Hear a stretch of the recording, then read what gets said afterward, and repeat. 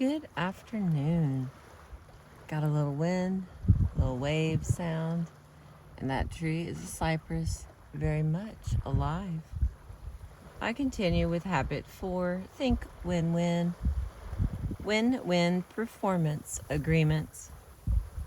Creating win-win performance agreements requires vital paradigm shifts. The focus is on results, not methods. Most of us tend to supervise methods. We use the Go for delegation discussed in Habit 3. The methods management I used with Sandra when I asked her to take pictures of our son as he was water skiing. But win-win agreements focus on results, releasing tremendous individual, human potential, and creating greater synergy, building PC in the process instead of focusing exclusively on P. With win-win accountability, people evaluate themselves. The traditional evaluation games people play are awkward and emotionally exhausting. In win-win, people evaluate themselves using the criteria that they themselves help to create up front. And if you set it up correctly, people can do that. With a win-win delegation agreement, even a 7-year-old boy can tell for himself how well he's keeping the yard green and clean. My best experiences in teaching university classes have come when I have created a win-win, shared understanding of the goal up front. This is what we're trying to accomplish. Here are the basic requirements for an A, B, or C grade. My goal is to help every one of you get an A. Now you take what we've talked about and analyze it. Come up with your own understanding of what you want to accomplish that is unique to you. Then let's get together and agree on the grade you want and what you plan to do to get it. Management philosopher and consultant Peter Drucker recommends the use of a manager's letter to capture the essence of performance agreements between managers and their employees. Following a deep and thorough discussion of expectations, guidelines, and resources to make sure they are in harmony with organizational goals. The employee writes a letter to the manager that summarizes the discussion and indicates when the next performance plan or review discussion will take place. Developing such a win-win performance agreement is the central activity of management. With an agreement in place, employees can manage themselves within the framework of that agreement. The manager then can serve like a pace car in a race. He can get things going and then get out of the way. His job from then on is to remove the oil spills. When a boss becomes the first assistant to each of his subordinates, he can greatly increase his span of control. Entire levels of administration and overhead can be eliminated. Instead of supervising 6 or 8, such a manager can supervise 20, 30, 50, or more. In win-win performance agreements, consequences become the natural or logical result of performance, rather than a reward or punishment arbitrarily handed out by the person in charge.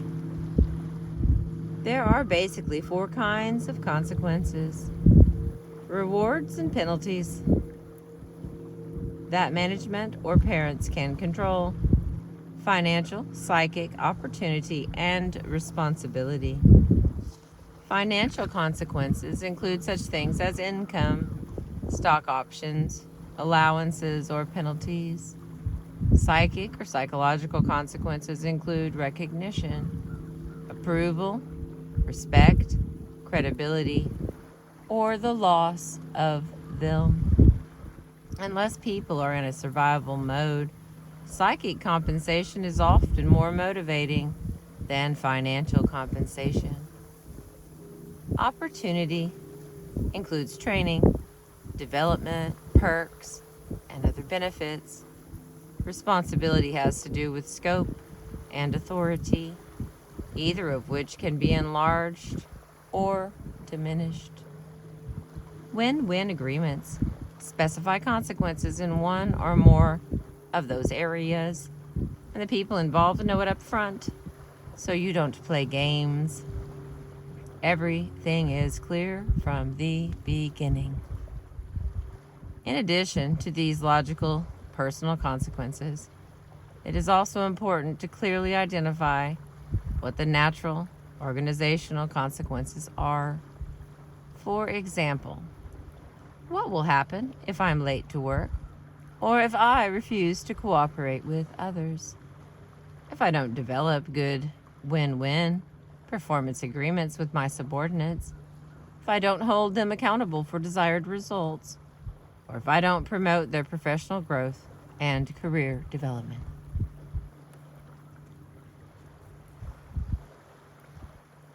When my daughter turned 16, we set up a win-win agreement regarding use of the family car.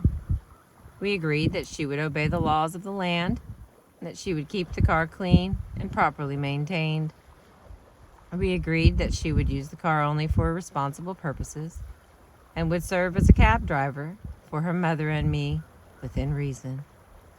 And we also agreed that she would do all her other jobs cheerfully without being reminded. These were our wins.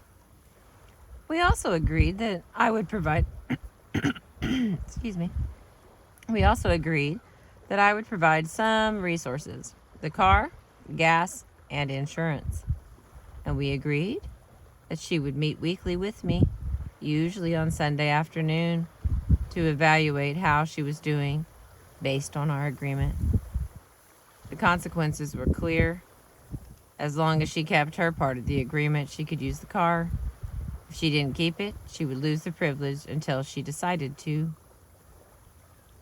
This win-win agreement set up clear expectations from the beginning on both our parts. It was a win for her. She got to use the car, and it was certainly a win for Sandra and me. Now she could handle her own transportation needs and even some of ours. We didn't have to worry about maintaining the car or keeping it clean, and we had a built-in accountability, which meant I didn't have to hover over her or manage her methods. Her integrity, her conscience, her power of discernment, and our high emotional bank account managed her infinitely better. We didn't have to get emotionally strung out trying to supervise her every move and coming up with punishments or rewards on the spot if she didn't do things the way we thought she should. We had a win-win agreement, and it liberated us all. Win-win agreements are tremendously liberating, but as the product of isolated techniques, they won't hold up. Even if you set them up in the beginning, there is no way to maintain them without personal integrity and a relationship of trust.